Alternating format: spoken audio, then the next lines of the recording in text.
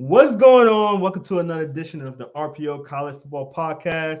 I'm your humble host, Jerome Jones, and I got my trusted, most loyal, the greatest man ever, the man, the myth, the legend, Mr. Ray Roberts. How you doing, sir? I'm good, Jerome. How are you? I'm good. I like how every time I every episode I kind of hype you up more and more and more, and you're just like this guy. Oh man, but he is a legend. He is a legend right here. But man, we're back at it, man. Talking some draft.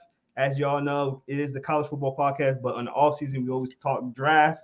And it's me and Ray's favorite time of the year. We just got done the combine, so we're gonna talk about that a little bit. We're gonna do our top 10 tight ends. Free agency is about to start, so we're not gonna talk too much into that because more college. NFL, but we are going to talk, it does affect the draft and stuff like that. So we're definitely going to have, some say here and there, things like that. But first and foremost, let's get to our first topic, which is the rest of the draft. So draft week just ended off. I'm sorry, draft. Combine week just, look, I'm trying to jump the gun, trying to get the draft already. Combine week is already ended, man. And I want to know what's your overall thoughts on the entire combine? I thought it was good, man. It was a little better than last year. I thought last year was a little bit like unorganized compared to this year. It seemed to go a lot smoother this year. I agree, and I think I say this every year, but I feel like everybody's getting faster every year. It's just like you got defensive linemen in the 4.4s and 4.3s now. You got linemen in the low 500s. I mean, it's 500s. Low fives. Early four. I mean, late fours. Like they're getting faster, stronger. It's insane just looking at all these freak athletes, man. It is. It's also for me, and maybe it's because medicine is so advanced and so more out in the open now. It's amazing to me how much more guys get hurt now than when I was younger. That's true too. Especially with so much rule change, you'll think it will be a little bit better. Mm-hmm. I think it might just come down to what I just said. Everybody's getting faster and stronger, so you're colliding with bigger and faster guys now. That Yeah, I guess more hamstrings, stuff like that. Yeah. I think the guys would tend to play with injury a little bit more back in the day because they were afraid of losing their job. That's true. As opposed to now, money being what it is. So Yeah, definitely money's a thing. But let's talk about the last day of the combine, because me and you were on last Saturday. We had to switch up our podcast day, and we got to talk about a little bit of all the other positions outside of running backs. So I wanted to we kind of recap on the running backs a little bit. Last week we did our top 5 on the running backs. I kind of wanted to see what your initial thoughts on some of the 40 times and things like that, overall performance of the running backs. I was glad to see that Bijan Robinson had a nice 40 time. I think it'll help him out. I think. I think that we already knew Jahmyr Gibbs was going to be pretty fast. Devon Shane was another guy who clocked it over 4.3s. I mean, I thought wow, 4.32. Yeah, so he helped himself out, especially with the return capability that he has. Mm-hmm. I think that he, again, for me, and I'm not really huge on the combine as far as where I slot guys, where I pick them. Yeah. Again, if a guy is similar film, similar game tape, similar size, blah, blah, I'll take the guys a little bit faster. Why not? Yeah, no, 100%. I'm the same way. And speaking from last week, Devon Achane was one of my top 5 running backs, and I said he can do it all, catch out of the backfield. He was really carrying that team, and for him to come in with the fastest time of the running backs being a 4.32, I was just like, man, like the 2 guys I would love to see on the Eagles, and Achane and Gibbs, both ran the fastest there, man. So that tells me a lot. I was really high on Gibbs as well coming into Alabama before he even came to Alabama.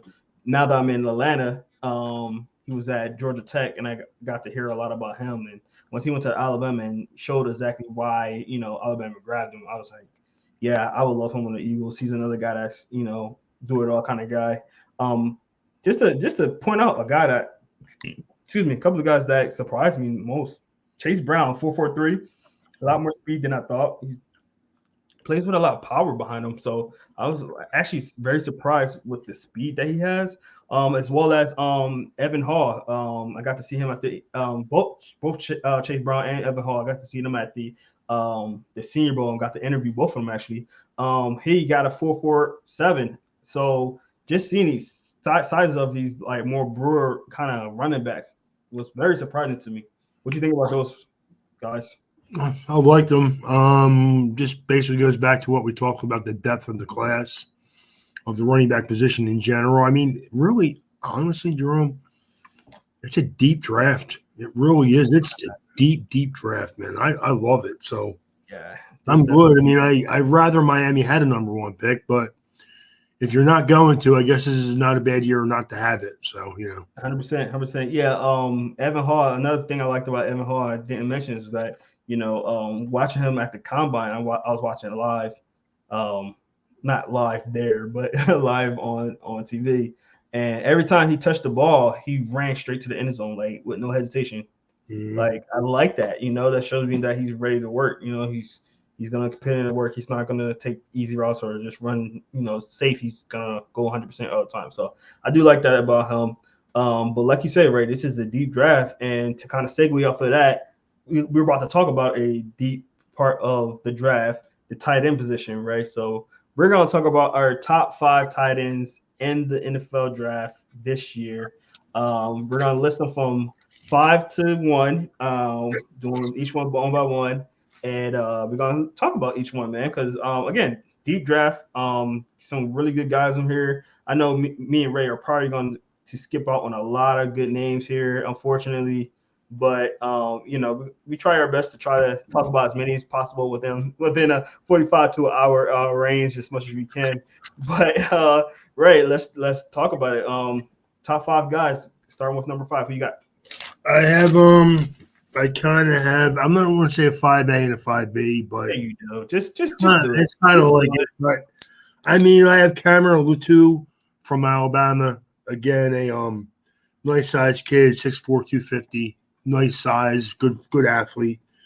Very interesting athletically wise. I only don't. I mean, I would love to put him even a little higher because I do think he's a good athlete, but he doesn't have great production, which Alabama doesn't throw the ball to the tight end. So what are you gonna do about that? I was about to say that they don't draw to the tight ends that often, so I get that. But he's a nice athlete, so I put him this high just because of his athletic ability. To be honest with you, because the production was not what you would think it would be with a top tight end. So Yeah. So yeah, his production wasn't there. He didn't get that many catches as well, though, or targets. So that's what I mean. Like they just don't throw to the tight end. Yeah, 100%. That's all there is to it. So for my number 5, might surprise some people a little bit, but I'm gonna go with Payne Dorium from Purdue. Got to see him at the Senior Bowl, and he was balling. I mean, he was playing on his mind. Had some of the most impressive catches there when I seen him at least. I know some people have him a little bit lower. I really like what I seen from him. He shows some solid speed. Gonna pull up the 40 times on tight ends right now. But they all ran some solid speeds.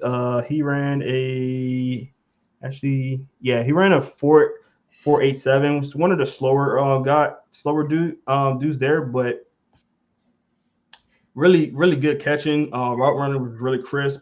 I really like his hands. He had really reliable hands when he was down there. I think he had probably the most touchdowns at their practices than anybody there. So he was really showing me some stuff. He had a touchdown in the game actually too, as well. So very very impressed with him. What do you think about him, Ray? I actually like him, Drum. I have him as a sleeper, as one of my sleepers, to be honest with you. Okay. I like him. I think he's a good, solid athlete. I think because of his size, 6'5", 255, he can develop into a good blocker. He's already a solid blocker. Yeah. And Purdue is one of those teams that actually run the ball a little bit. So I do like him a lot. but again, not great production. So 100%, 100%.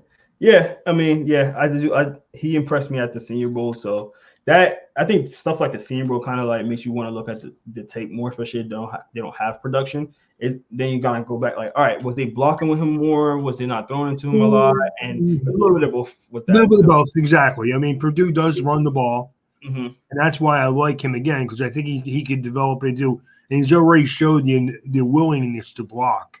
Correct. I think with his size, though, he can even be better once Yeah, he learns what he's doing. To be honest with exactly. 100%, you. 100%.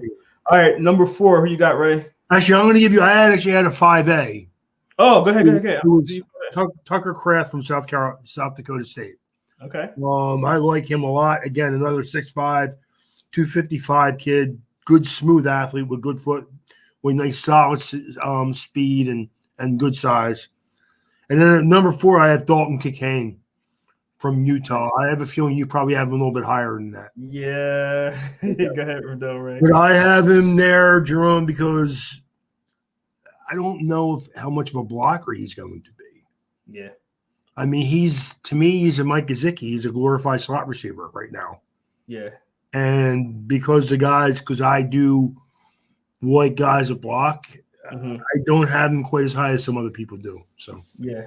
By the way, Tucker Kraft, not to get off of topic, I'm gonna go back to him in a second. But Tucker Kraft ran a 4.69 at the combine. Pretty good speed.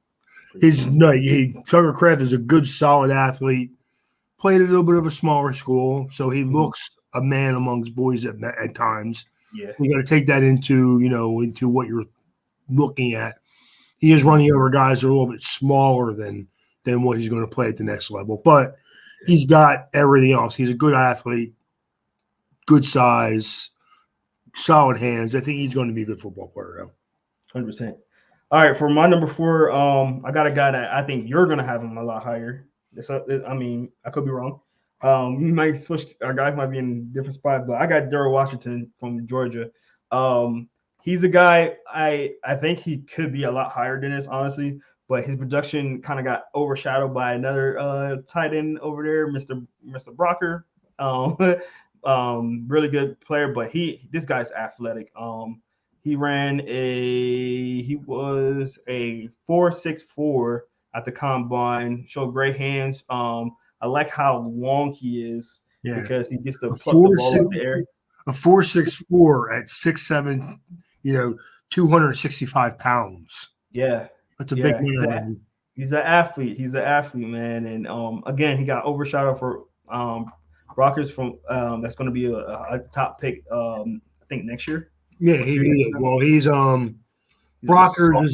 I don't want to call him a Mike Gesicki, but that's what he's going to be in the NFL. He's going to be a great seam breaker, and he's probably a little bit of a better athlete than Mike Gesicki, even so. Yeah. No, I agree. But Darrell Washington was right there as an athlete too. I mean, he's a tall guy. They had some ballers at tight end at Georgia, man, and again, they don't throw the ball to the tight ends a lot, but Brockers is so good they have no choice. Yeah, exactly. Yeah. So he's a guy that might be a little bit more potential, but potential is high. And again, he doesn't have as many targets as Brockers, but he's a guy that's up there for me. All right, Ray, who you got at number 3? I have number 3, Luke Musgrave from Oregon State. Again, a good athlete with nice long strides, and a good willing blocker. And again, as me being an old school type of guy, I put a little bit more kudos in the blocking part of the game. So yeah, I agree. We got the same guy at number 3, Ray. Ray Musgrave. Reason why I got him is very athletic tight end, like you say, willing blocker. How he actually had some good production at his school. I got to interview him personally at the Senior Bowl. One of the things I asked him, because there was some rumor just floating around that he's going to run a 4.4 at the combine. He didn't do that. He did a 4.61, which still not bad. Don't get me wrong. But he just seemed like he was annoyed by that. Everybody kept saying he's going to run a 4.4. So maybe there was a little pressure on him to run that 4.4. But still, I mean, I hope you don't feel bad about what he ran because it was a really good run. 6'5", 266, Yeah, 250. yeah. I Yeah, mean, I think 4 right, 6 is fine, dude. right. I'm gonna try to pull up the photo if I can. But I'm 6 foot, and this man was standing right next to me, and he made me look small. So he's a tall guy, towering guy. Yeah. Let's see if I can find Oh, it. he's 6'6", man. So Yeah, what are you, about exactly. 6 foot? I'm 6 foot. Yeah. Yeah, exactly. I Yeah. don't have the photo. Wait, do I? No, I don't. It don't look like I had the photo, but I'll show y'all on the next episode or something. Thought I would have had it on here, but it's all good. But yeah, he's a tall dude. He's really strong. So again, don't be disappointed with some of these 40 times. I know everybody's not gonna run a 4.4, man. Everybody's not gonna run a 4.4. That's lightning speed. But a 4.6, especially for a tight end that tall, is still really Very really good. good. Absolutely. Yep. Ray, number two. I had Darnell Washington from Georgia at number I know 2. it. I know it. I know it. Again, good athlete with some receiving skill who wasn't utilized as well as he probably could have been. Mm-hmm. And again, a good blocker, 6'7", 250, 265.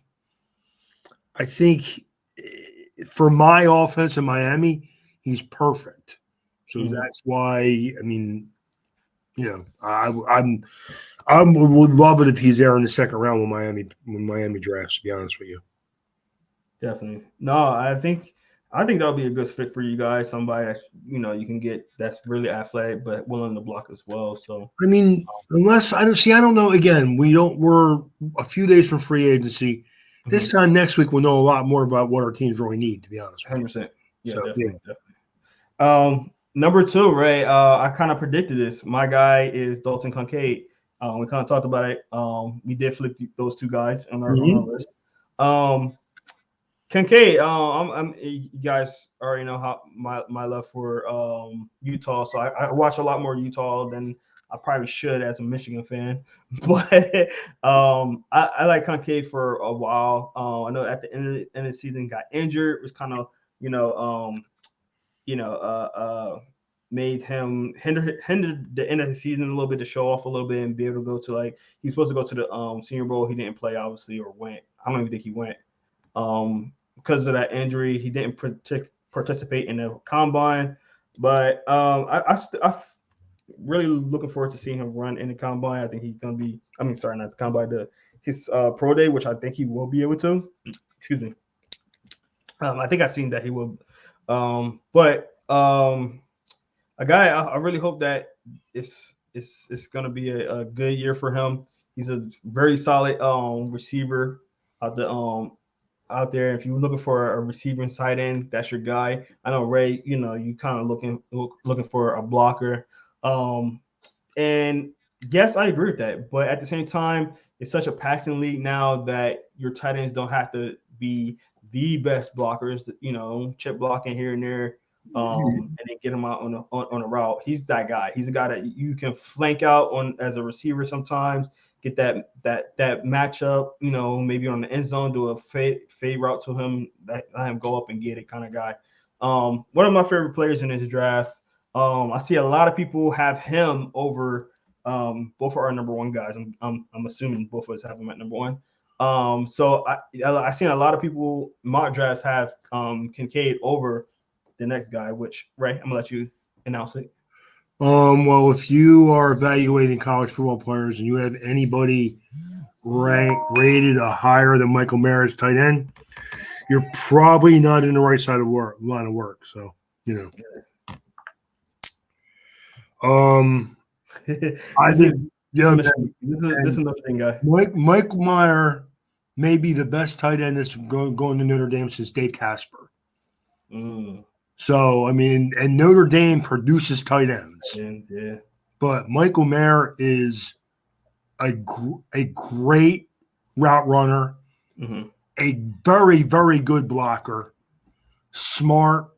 I mean, if there was one player that Miami could get this year, and if it would be Michael Mayer.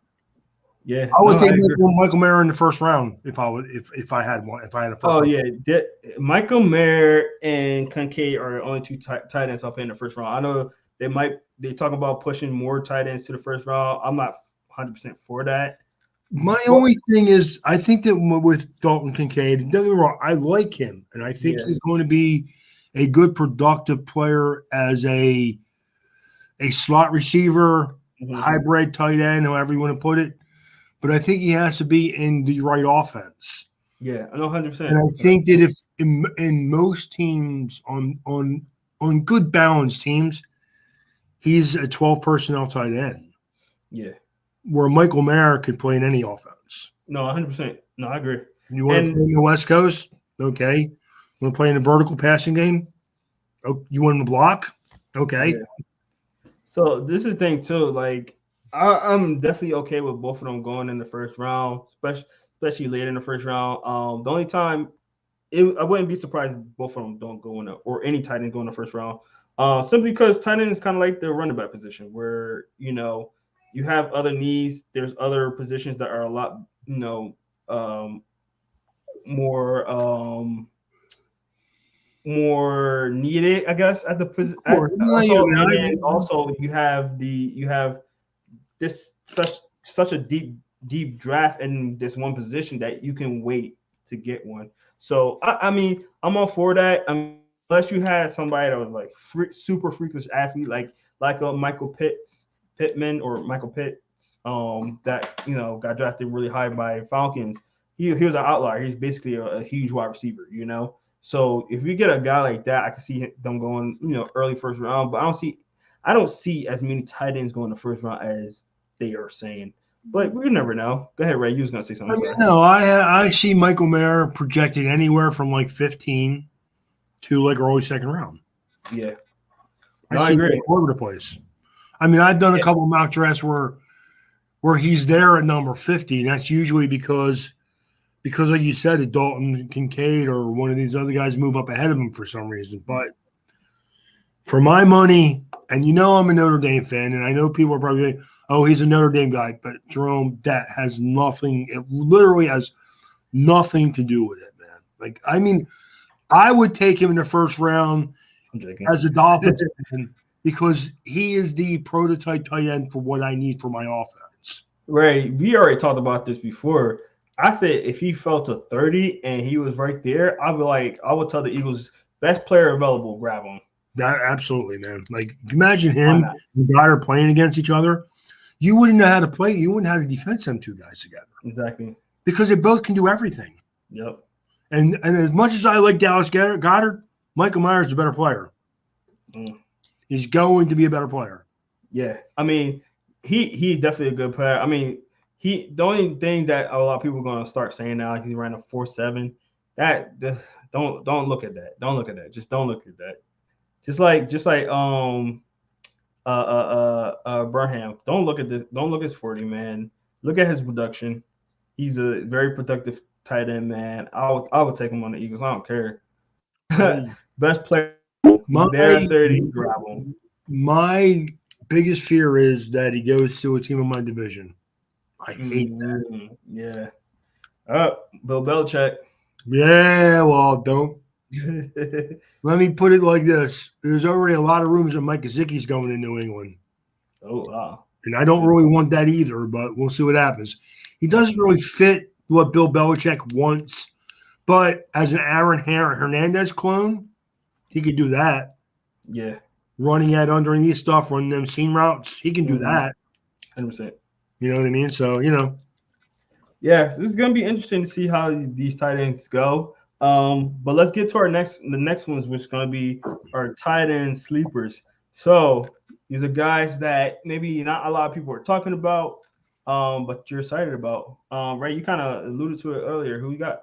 I had Payne Durham from Purdue was my one of my sleepers, and honestly, Jerome, there's like it's a good tight end draft. There's like Mhm. 15 guys that are like draftable players. Yeah. Like I told you last week, there's 3 to 5 guys that I really like, and then other guys that I think can fit in certain offenses. And I like Payne Durham, but I think he's a guy who, on Miami, he would be good because I think he's a good willing blocker, and he's a solid route runner, and he has good hands. I mean, they're the kind of guys that know that Miami wants, because he's a willing blocker again. But I like Payne Durham, and I watch a lot of Purdue football because they're always on, and they play Notre Dame just about every year, so I kind of pay attention to them. And my second guy is Will Mallory from Miami. Again, a guy who's not utilized enough. Good football player. 4.5. Yes, good athlete. 4.54. Solid receiver. He's just an okay blocker. But 6'5", 245, man, he's fine. I mean, I like Will Mallory. I would love to see him on the Miami Dolphins too. I think he can play in their offense. I think that. Oh yeah. I think. And I mean, he's right in your backyard. Y'all can look out your backyard and just scout him. So yeah, that doesn't matter though. I mean, the Dolphins for some reason do not draft guys from the U. I noticed that. They used to every once in a while when Jimmy Johnson was there. Then that's the only one that bit him in the rear end. They would take a receiver like they couldn't play because Jimmy Johnson loved them. Yeah. But I like Will Mallory though. I think that again, he was underutilized because the quarterback play there has not been great. So definitely. My sleeper guy. Oh, wait, Ray, do you have more sleepers? No, I only have two. Okay. I only have two. I can get more if you want them, but I only have two really. No, you got. My sleeper guy is a little guy, from some school up in Detroit. Michigan. Mr. Luke Shoemaker. Dude, I love Shoemaker. Playing for the Michigan. He was a reason why, Eric All, who I thought was a straight athlete, with us.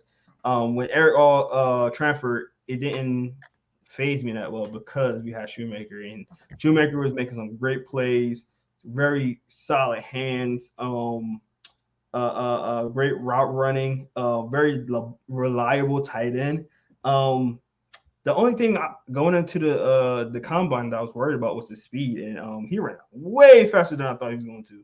He ran a 4.63, which is a really good speed for the tight end. And just to give you clarity on, tight end speed, that's Kittle's speed. Kittle ran a 4.63. I think what's his name did too. Kelsey, I think both of them ran a 4.63 speed. So that's the type of speed you're getting from Shoemaker, and he's a really reliable tight end. I hate to think this, but I feel like he's a Dallas Cowboys type of tight end. Very reliable. They usually like slower tight ends for some reason though. But very reliable guy, third down type of guy, and him to catch a ball. And you don't have to worry about him dropping it and things like that. I think he's a sleeper in my eyes. I mean, I know I'm a Michigan guy. I know I'm a homer a little bit, but I got him as a sleeper, and I don't have him in my top 5. Okay, guys. What do you think about him, though, Ray? You know what, Jerome? I don't think that you are being a homer. I think Schoolmaker is a good football player, and I think that in the right offense, he's going to be a really nice player. I think that we've talked about Michigan not using their guys the right way. He's fallen under one of them guys, man. Yeah. I think if he's there in the first round, I'm sorry to interrupt, but I think I feel like at the end of the year they start utilizing him more. They did when they realized if you can't run the ball, if teams are loading up to stop the run, get the ball to the end. Mm-hmm. Make the safeties have to back up a little bit. I mean, why not? I mean, like he was going crazy until he got injured. Really yes, but again, I think that honestly, I don't know exactly where he's going to be drafted. But I can tell you this: if he's there in the fourth or fifth round, I'm feeling fourth or fifth round. If he's there in the fourth round, Miami will jump on him. Yeah, I can tell you that right now. The Dolphins will jump on him because not only does he play a position of need, he fits the body type. He's a good blocker, very solid blocker, has nice hands, runs solid routes. That's the one thing I don't see from him running routes, but they kind of let him float a little bit. That's fine. He's still a college player. In Miami's offense, he would work out very nicely. And he's a Michigan guy, and so is my owner. So He reminds me of Kittle in that aspect, though, right? yeah, Because like Kittle, I'm not saying Kittle is not a great route runner, but Kittle, he'll stay inside the zone. Like he'll understand where the zone's saying. He'll just settle in and catch the ball and then go up the field and use his strength and just get yak after that. But he's I'm telling you, Shoemaker, we're gonna miss him a little bit this year. We got a young tight end, I forgot his name, that's gonna be pretty good this year still. But Shoemaker was a boss. He was he I'm telling you, like I was really high on Eric All transfer, and I was like, yeah, we're still good. So that just tells you how our tight end room was last year. But he's a sleeper. I think people need to look into him a little bit more. no, I'm a fan. Again, I thought that the tight end class is a good class. It really is.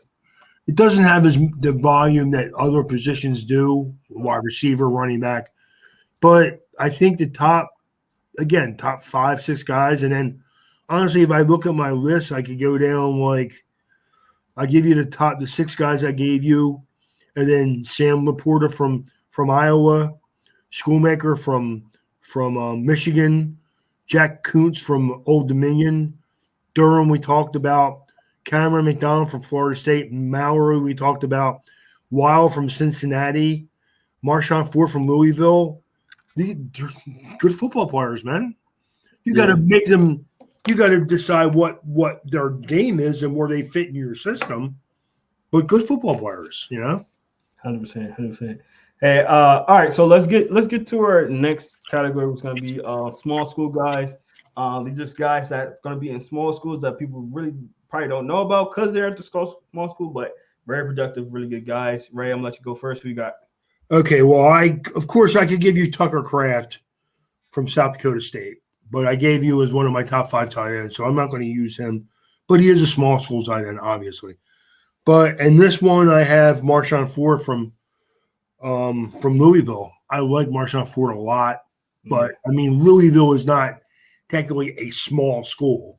Yeah. But when it comes to football, they're kind of a small school, But again, I like Ford. I think he's a good football player. He's more of an 8-back type of guy. He's only 6'2-ish, 240 pounds. So he is going to have to. I could see him playing H-back, maybe a little fullback. Again, another guy, if he's there in the 7th round, Miami takes a flyer on him, I would not be disappointed. And then Kamari Everett from Bethune-Cookman is another guy. Another guy, he's 7th round, maybe undrafted free agent. But a kid who's 6'6", 260, he's just learning how to play the position.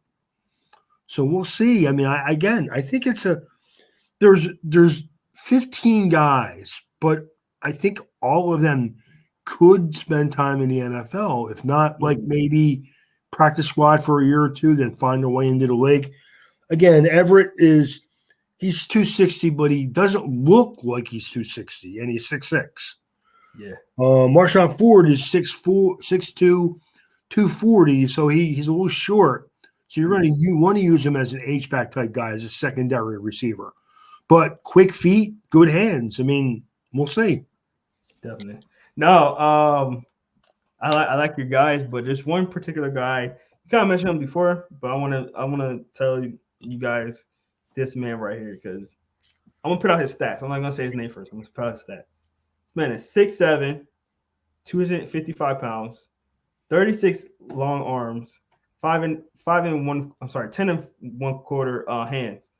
He ran a 4.55, had a 40-inch vert, 10 feet 8-inch broad jump.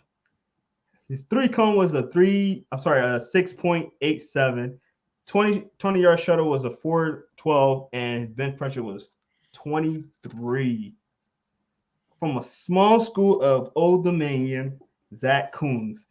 Dude, if I read those numbers off to you, you would thought he's like maybe the guy from Georgia or something like that. This kid is from Old Dominion, and he might be one of the guys that you want to take a flyer on because he like his athletic ability, how tall he is. He can pluck the ball out of the air. He's a solid route runner. He's not the greatest, but he's a solid route runner. But you can get you can train him to be a better route runner. He was a former high jump, high and hurdle champion, so he know he can get up there. This kid is athletic. Second fastest tight end in the group at this combine for a 40 time. This kid is somebody that is very intriguing to me, man. And sometimes some of these small school guys you can train them up a little bit, and hey, this guy we might be able to get him in the fifth round, train him up a little bit, get him better, and you might have an athlete right there. Yeah, and you know what? The best thing about him is still learning how to play the position. Exactly. Played quarterback in high school. Yeah, there you go. He That's give the you same all. thing. He give you all his He stats. has that in common with, I don't know if people, I think most people know that Kelsey Kelsey, yeah. played quarterback in high school, was recruited as a quarterback, and then got in some kind of mishap his first year of college. And then they told him, "Yo, we're going to keep you on here, but you got to earn your spot on the team. But we'd like to try you at tight end." And okay, so Yeah. like it's The rest is history. again. And Kuntz he is that guy. I actually thought about using him as a sleeper too, but I think that most people after his he had a great combine, so I think people are going to be very aware of him now. So yeah, and that's why I didn't put him as a sleeper long school guy because I mean he's a guy that I mean he Old Dominion kind of falls under that Louisville thing where they're not a small school, but regarding football, they're not technically a big school either. Yeah. They produce some players, but they're not they're not 5 to 10 player deep. Their last best player was Travis Fogel. Right, exactly. Yeah. So again, football wise, yeah, they're a little bit of a small school, but they're Old Dominion. They're not. No, it's not like a Division III team or not. I think I'm wrong on that. I think there might have there was another player from Old Dominion that was really good. There's always a couple guys here and there that come out of Old Dominion. It happens. I mean, definitely all these teams, man. That's the best thing about college football. That's why you got to do your homework. It's the best. Yeah, I mean, there's so many kids out there that don't even get an opportunity and are actually really good players, but they don't get seen and stuff like that. So, there's always going to be some guys that kind of fall through the cracks, and you don't notice them until this time of the year. I mean, and then they start balling out. So, I'm rooting for him for real. I really am rooting for him. He's a very athletic kid, and hope that he gets there. Another thing too, like you were saying, he only started 15 games in college. Yeah. So and he's relatively new position to him, so he's still learning how to play it. And again, like you said, Jerome, that size you can't teach. That speed you can't teach. Yeah. Now I didn't see him doing a lot blocking. They didn't ask him to do a whole lot. He's a big kid, and he kind of used his body a little bit, like overextended a little bit. But that's not unusual for a guy that's that big playing against guys that are smaller than him. No, he's going to be able to use his hands when he gets into the next level and use his upper body a little better use his lower part of his body a little better than he does right now. That comes with coaching, though. 100%. Yeah, I agree. Yeah, to get back on Kelsey just a little bit. Kelsey, like Zach, started as the quarterback, and he said in his podcast, him and Jason got their little podcast. It's a really good podcast. If you guys haven't watched it, I'm gonna plug you guys for that podcast. Probably don't need to, because they're doing some great stuff. They just became the number one podcast in America, which is crazy, but really good podcast. He was talking about how him and Geno Smith was going back and forth with recruitment, and obviously Geno Smith won the recruitment thing. And then he was like, when it came to the draft, they was in the same draft, and the Jets was either going to take Kelsey or Geno, and Geno beat him again. And so it's crazy how the draft works. He could have been before this year, you'd have been like, what were they thinking? But yeah, Geno Smith got paid, man. Good for him. Oh, yeah. So I mean, not from the Jets, but he did get paid. He definitely did get paid. Well, the Jets. That's why I want Aaron Rodgers to go to the Jets because people forget I about like Aaron Rodgers and Green Bay once he goes to New York. Because, like I said last week, I think they start out 1-3, 2-3, 2-4 next year, and Aaron Rodgers is quarterback. You don't tell the people in New York to relax, man. They're not quite the same animal. That's true. That's true. Animal, All right. Well, animal being the key word there. definitely. All right. Let's get to our next segment, Ray, and that's gonna be Ray rants. What you got for us, Ray? Okay, I don't want to call it. This isn't really a rant as much to as a. I kind of told you people so, but people are going crazy again about Lamar Jackson. What's going on with Lamar Jackson? And Yeah. you know what, man? At this point, if I were him, I'd probably be a little upset too, because now Geno Smith got paid. Everybody else is getting. Daniel Jones got paid. Everybody else is getting paid around me, and I'm like, wow, what did I do wrong? Yeah. But Right. honestly, Jerome, I'm going to say two things. For one, Baltimore's playing this exactly right. I know people don't want to hear that, but they're playing it exactly right. At this point, they're actually hoping that someone else wants to sign him so they get the 2 number 1 picks for him and walk away from him. Mm. And if you want to, I don't know Lamar Jackson's mom at all. I'm sure she's a great person. But if you want to get paid big boy money, get a big boy agent and you get your big boy money. Okay? Simple. Yeah. All right. Well, guess what, Ray? Was that?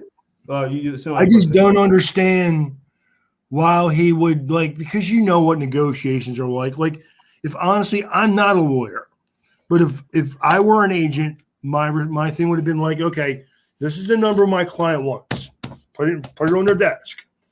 And then there's always that give and go. Well, this is why we don't think he's worth that much money. And as an agent, you tell them, well, this is why we think he is. And then you rewrite the number as you negotiate. I cannot imagine negotiating my son's contract and wanting really to hear anybody say anything bad about him. That's true. That's hard. That's hard to. I mean, it's just, lawyers and agents have a way of keeping it business. Mm-hmm. It's just business. Yeah. That's why Daniel Jones got paid. Yeah. His agent went in there, stayed in business, and he waited and waited and waited until the team came back and said, well, we really don't have much of a choice, do we? Yeah. I mean, what I told you last week, Baltimore needs to resign Lamar Jackson. They do. Mm-hmm. They need to try to resign him. But they do need to be comfortable with the number they're going to come back with, because we have seen throughout the years that running quarterbacks don't have long careers. So they have to be – so if Lamar Jackson wants to be paid, then Lamar Jackson may have to give in on the wanting guaranteed money. Yeah. Yeah.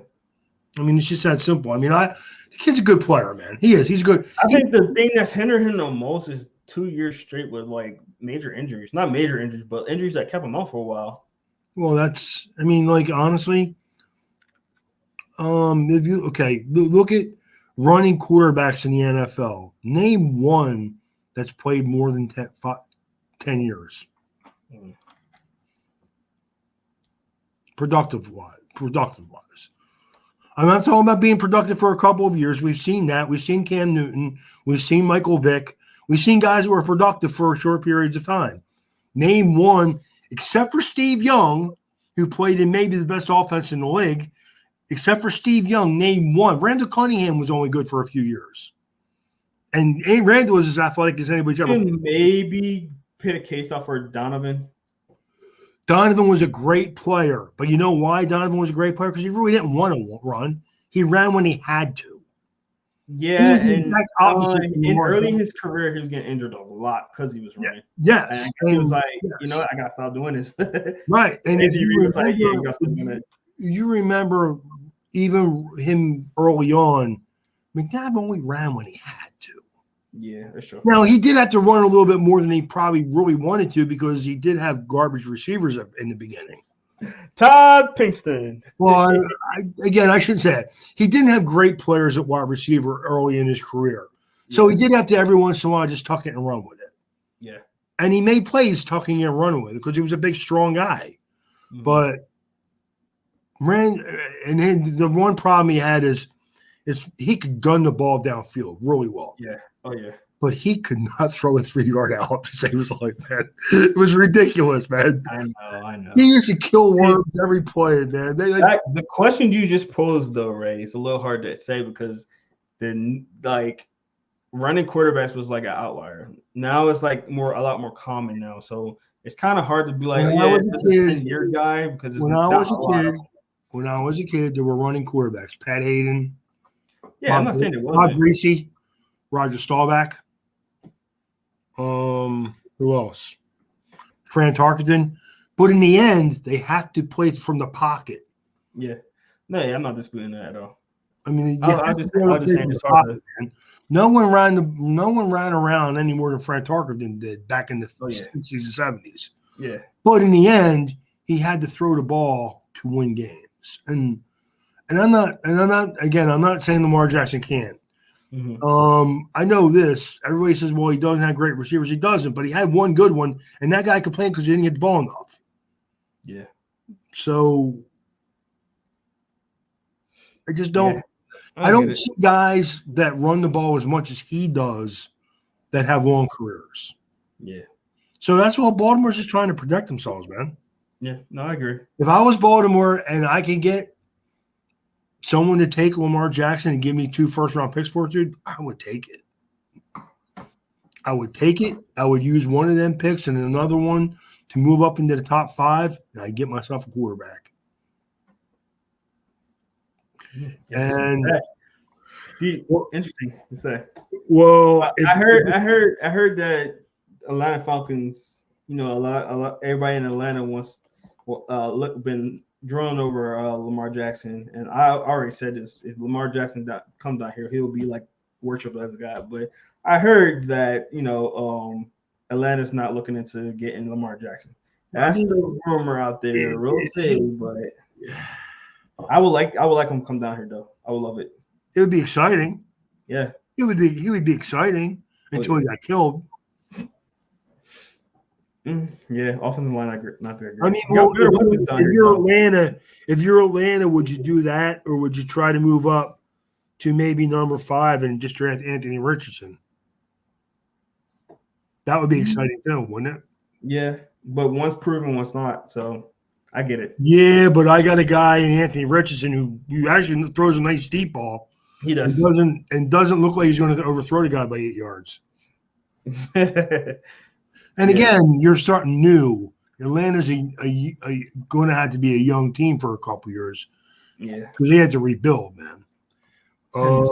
Honestly, if I were Baltimore, I would try one more time to re-sign Lamar Jackson before whatever that time frame is that you think you need to try to get it done. And now you even though I didn't really want to go to $40 million. With Daniel Jones' contract, man, it almost forces you to do it. Yeah.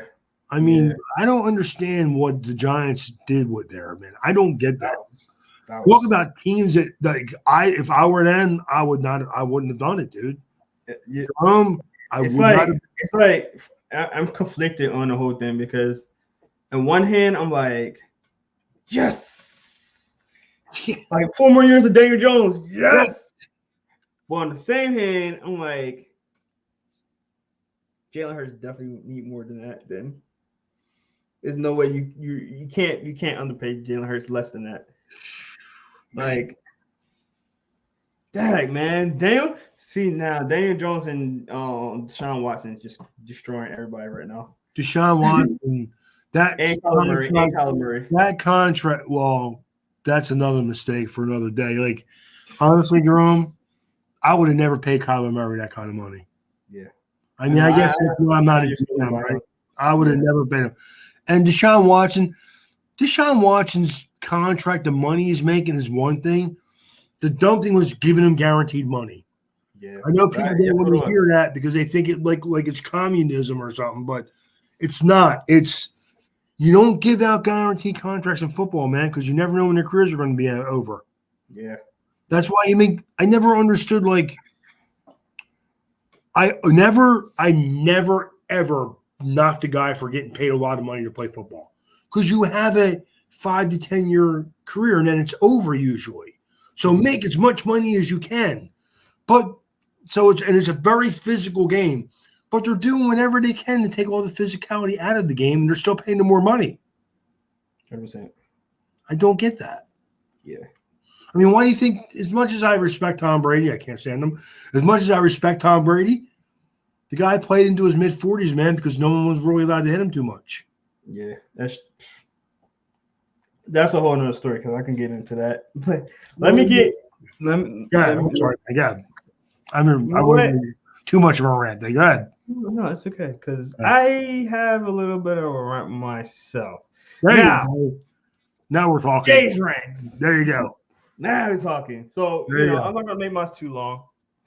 Ray kind of knows about what I'm gonna say a little bit, but you see this thing in my arm, man? See that? I wear that with pride.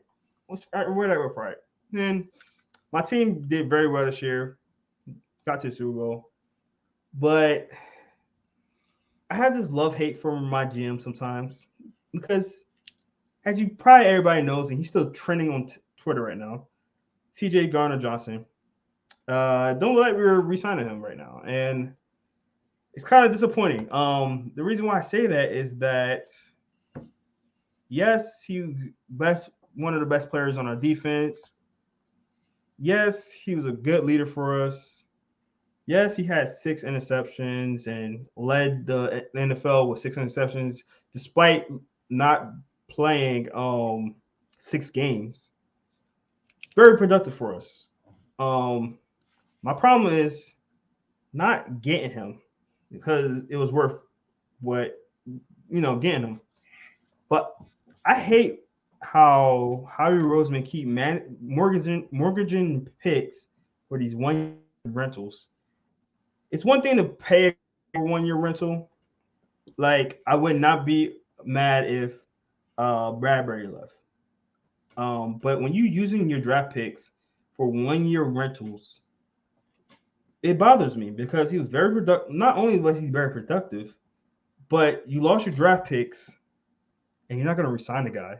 Like, that's the whole reason why you get somebody on, that trade, a trade like that. You give away draft picks, see how he does. He play well, you pay him, and that way, it's worth the draft picks. It's not worth the draft picks in my opinion at this point, because not only did you did that, but you did the same thing with Robert Quinn, who barely played last year, gave up a 4th round pick for him, and even at the time, I was like, I did not like the move. I didn't like it. I just thought it was too much for a pass rusher. When you're, I know Josh Sweat was injured at the time, but I'm like, Josh Sweat is coming back. It's not like he's out for the whole year. And Robert Quinn came in, and I know it's going to take him some time to, adjust to the team, and then, really get playing time, because then he's on a rotation, and he did absolutely nothing for us. I think he got 1 sack the entire year, and he's older, so it's like you spent 3 draft picks this year on 2 players that's probably not going to be on his team. And one of them was not productive at all. And, in hindsight, a bad pick, even though I knew at the time it wasn't good. But, then you got a guy that you traded for and was productive and was a good leader and everybody likes him, but you don't want to re-sign him. I know there's a lot of players that we're trying to re-sign, and we don't got the greatest cap room. And yeah, we're gonna get Jalen Hurts on the board, but Jalen Hurts, first of all, Jalen Hurts is not gonna Jalen Hurts contract extension. It's gonna be an extension, not a new contract. Therefore, he's not gonna count to our cap this year. It's gonna be after that. Second, you're not gonna have that much, he's gonna have almost a whole new defense, and you got new coordinator, you're gonna have a new linebacker coach, and you're gonna have a new DB coach. It's just too much, and I'm very concerned about that. Very concerned about that. Right, I'm gonna let you chime in real quick, and then we're gonna get out of here. But I just want to have my little round. There is reports that the Eagles are trying to get Jalen Ramsey. I don't know. That's stupid. I don't disagree with you, because I feel about corners, but that's stupid. You know why I say that's stupid? You paying. I'd rather have C.J. Gardner-Johnson than Ramsey, and the reason why I is agree. that Well, Ramsey's gonna be more expensive. He's a of corner. course, You and pay you corner can. more. I agree with you, Jerome. I think you can go into the draft and replace your corner there. I mean, I understand that you don't know if they're going to be good. They're rookies, yeah, but if you put them next to Darius Slay, who's a veteran player and a good safety tandem, you'll be fine. And he's a willing guy to Yeah, talk to him and help him out because I've seen him do it before. So you can it's not sign like Byron Jones if you want. who Byron Jones, I don't want Byron Jones. I think you can if you want. He's a I want free Byron agent. Jones. Why not? Mm. He's too injury prone. You don't want Byron Jones, right? I didn't want him 3 years ago. It doesn't matter what I want though. My team they never listened to me, dude. He's trying to bring him on us, and he don't even want him on his team. They're going. You told me they're going to cut him after the next couple days. Yeah, he is. Yeah. What a waste of money that was. He's going to. You know where he's going to go if he's able to play. He's going to go to Minnesota. I can see that.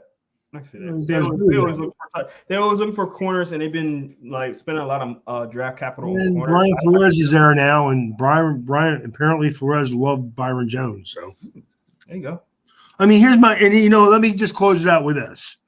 This has always been my number one argument about corners in general, trading for them, drafting them.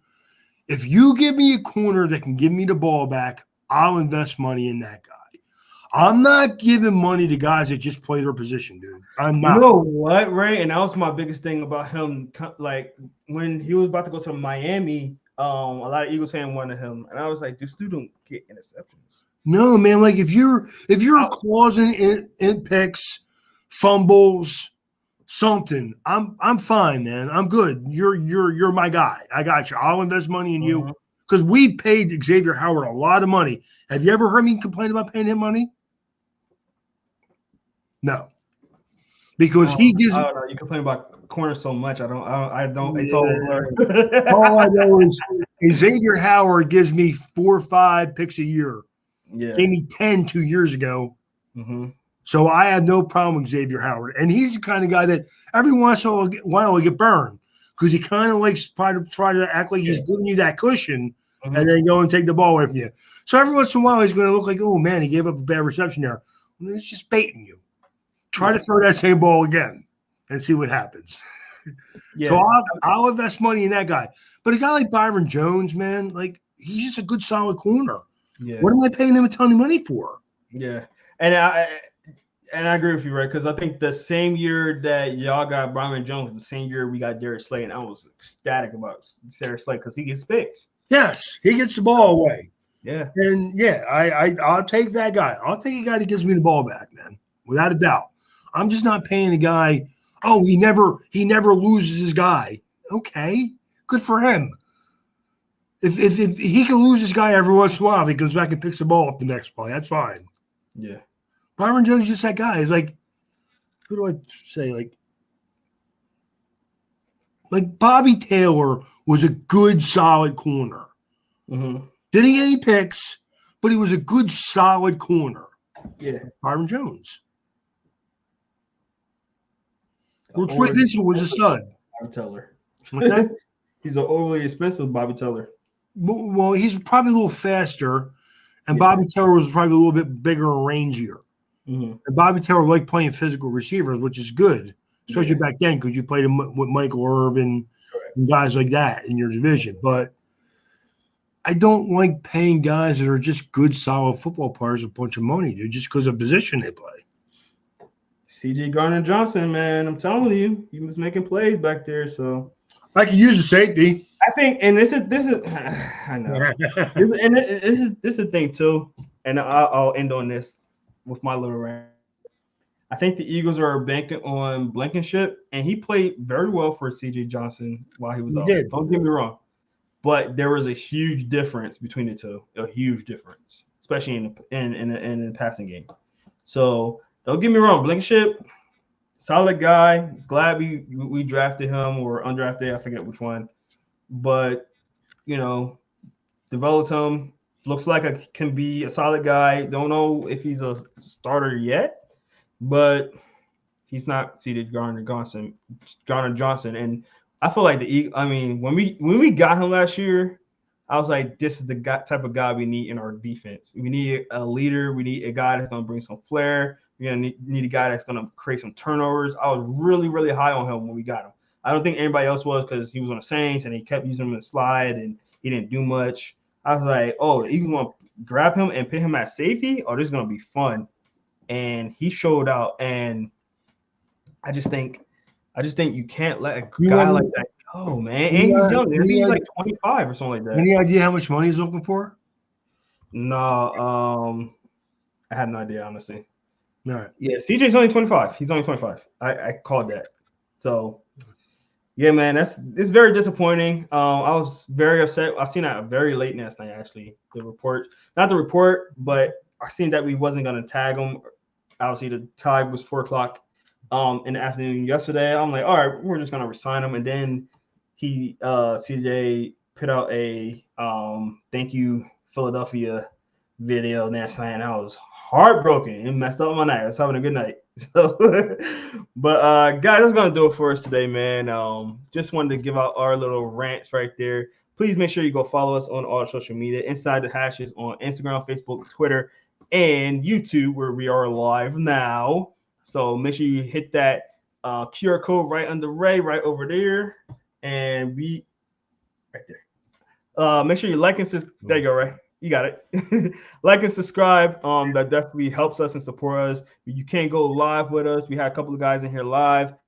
It was there though, man. How you gonna check us out? Don't go chatting, but it's all right. You can if you watching this later on, you can definitely still chat with us on our comment section at the bottom. We comment back on everybody that replies to us. So if you got any questions, draft questions, you like our list, you don't like our list, somebody that you wish we included, definitely put it down in our comment section as soon as possible, and we will get to it as soon as possible. So thank you guys so much. That's gonna do it for us today. I'm Jerome Jones. That's Ray Roberts.